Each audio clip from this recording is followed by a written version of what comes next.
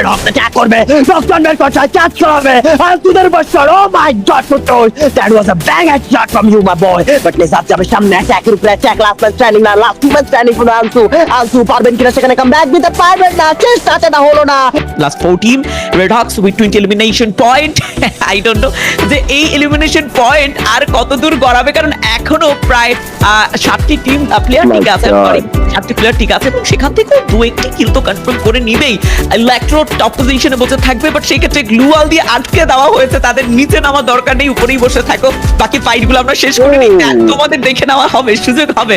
And right now যদি কথা বলতে চাই 4টি টিমের মধ্যে, ফাসিন কি মনে হচ্ছে, আনসু ওয়াইটি আর নিলয় গেমিং নাকি এই মুহূর্তে রেড হকস, কোন টিমের পজিশন তোমার কাছে সেফ মনে হচ্ছে?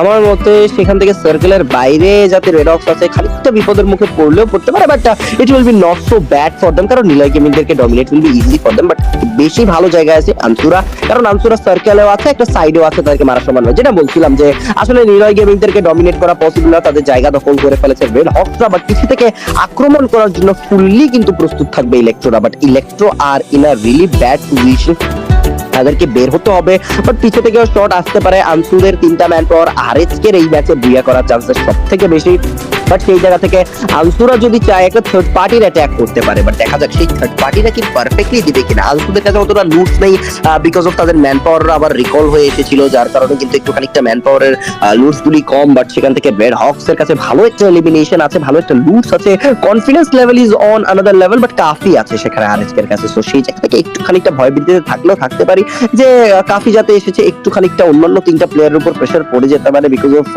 উই অল নো যে আসলে ব্লেড, দেন নেজাত, কুটুস এন্ড ফ্লিকার যেই পরিমাণে অসম লেভেলের গেম প্লেতে কাফি অতটুকু দিতে পারে না। He is a backbone of the team, সে মোটামুটি এভারেজ সেখান থেকে খেলতে পারে, বাট সেখান থেকে অ্যাজ আ রেজাল্ট দেখা যাক যে কাফি থাকা অবস্থায় সেখানে আরএচকে আসলে কেমন কামব্যাক দেয়। একটা টাইমে কাফি was a really great player, but recent টাইমে কাফি অনেকটা ডাউনফলের শিকার হয়েছে। বাই বিগ ব্রাদার হিসেবে বাই কাফি পুরো টিমটাকে এজ আ লিডার হিসেবে খুবই সুন্দর করে গুছিয়ে রাখে, যেমন ব্লেডের কান্না সেখানে মুছে দিচ্ছিল, আমি দেখতে পাইছিলাম একটা ক্লিপে। বাট আপাতত দেখতে পেলে রেড হকস সেখান থেকে আছে নেক্সট এলিমিনেশন, সেখান থেকে তাদের কাছে আছে, বাট ইজি পিজি একটা বুইয়া সেখানে দরকার আছে। বাট রেড হকস ট্রাই করবে নিজেদের বেস্ট একটা মুভমেন্ট দিতে, নিজেদেরকে ভালোভাবে এগিয়ে রাখতে, বাট বুইয়াটাকে আসলে নিতে পারবে বলতে তোমার মনে হচ্ছে? I don't know, but full roster আছে, বিশ্বাসটা তো রয়েছে, এবং অপোনেন্ট হিসেবে যারা আসলে রয়েছে ইলেকট্রো, আনসু, এই দুটো টিমের কাছে যথেষ্ট পটেনশিয়ালিটি আমরা শুরু থেকে দেখছিলাম। আই ডোন্ট নো যদি বুয়া চলে আসে তবে এটা একটা ভালো ব্যাপার অবশ্যই, বাট ইয়াসা একটু হলেও অ্যাডভান্টেজে থাকবে। রেড হকস 43% রেশিও রয়েছে টিমটির কাছে। একটা ট্রেবলের চেষ্টা, কাফি ট্রেবলটা চার্জ করেছেন, এবং এখন পর্যন্ত ইলেকট্রোর কথা যদি বলি, তারা খানিকটা চুপটি করে বসে আছেন, তারা সুযোগ সংহারী, তারা অপেক্ষায় আছে কখন ফাইটে জড়াবেন আনসু ওয়াইটি এন্ড রেড হকস, সেই ফাইট থেকে সুযোগ কিভাবে বের করে নেওয়া যেতে পারে সেটার অপেক্ষায় বসে আছে ইলেকট্রো। এন্ড সত্য কথা বলতে রিফাতের এই যে কম্পাউন্ড ধরে খেলায়, কম্পাউন্ড ধরে প্রেসার ফেস করানো, এটা রেড হকস এর জন্য আজকের দিনে আরো একটা চ্যালেঞ্জিং ব্যাপার, কারণ কোনোভাবেই রিফাতকে তো লক্ষ্য করা যাবে না, বাট যে থ্রোবল গুলো যাচ্ছে এগুলো কিন্তু রেড হকস এর একেবারেই মধ্যখানে গিয়ে পড়লে বিপত্তিটা তখন। উইথ 21 এলিমিনেশন পয়েন্ট তারা যথেষ্ট পয়েন্ট কালেক্ট করেছে, পজিশনেও 7টি পয়েন্ট পেয়ে যাবে, বাট এবার প্রশ্ন হলো তবে বুইয়াটা কি সিকিউর করতে পারছে কিনা। প্রিভিয়াস ম্যাচে আমরা প্রায় 30+ পয়েন্ট কালেক্ট করতে দেখেছিলাম রেড হকসকে, আজকের এই ম্যাচ তো 40 ক্রস করে নিবে আই গেস, যেভাবে তারা খেলছেন, এবং অলরেডি ইলেকট্রো ফাইটে এঙ্গেজড হয়েছে। আনসু ওয়াইটিরা একেবারেই চুপটি করে বসে আছে, একের পর এক চার্জ, একের পর এক ট্রেবল, এবং সেই ক্ষেত্রে আনসু ওয়াইটিরা চুপটি করে থাকলেই পারতেন, কেনই বা সেখানে ফাইটে যুক্ত হতে গেলেন। এবার খানিকটা নজর চলে গিয়েছে আনসু ওয়াইটিদের দিকেও, এবং দুপাশের ফাইট একসাথে ফেস করতে হবে টিম ইলেকট্রোকে। লেটস সি একটা বিগ ম্যাচ ঠিক কোন টিম বের করতে পারে, বাট প্রশংসার কথা যদি বলতে হয় তবে 3টি টিমই প্রশংসনীয় খেলছেন আজকের এই পঞ্চম ম্যাচে এসে।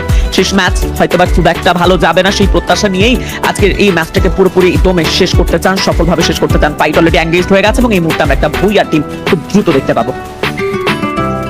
অবভিয়াসলি আমরা সেই জায়গা থেকে নিজেদেরকে অনেক বেটার ভাবে তারা এগিয়ে রেখেছেন, সামনের দিকে প্লেয়ারও আছেন, অ্যাটাক গুলো করছেন, নকজন বের করছে, ইলেকট্রো থেকে রোমান নেবেন নকজন, আর চার্জ একটি আসবে, বাট লেফট হ্যান্ড সাইডেও কিন্তু কিছু প্লেয়ার্স অ্যাটাকটা দিতে চাইবেন, বাট সেই জায়গা থেকে দেখতে পাচ্ছি আমাদের মাঝখানে 3টি জাস্ট টিম, বাট 2টি টিমে আমরা কিন্তু লুকিয়ে ফেলবো, বাট ইলেকট্রো গেটে যাওয়ার সামনে যাবে, রেড হকস অ্যাটাক করবে, নকজন বের করছে, চার্জ করাবে আনসুদের বছর। ও মাই গড ফুটুস, that was a bang shot from you my boy, but নেজাত যাবে সামনে, অ্যাটাকের উপরে অ্যাটাক, লাস্ট ম্যান স্ট্যান্ডিং না, last two man standing for আনসু আনসু পারবেন কিনা সেখানে কাম ব্যাক দিতে পারবেন না, চেষ্টাটা হলো না।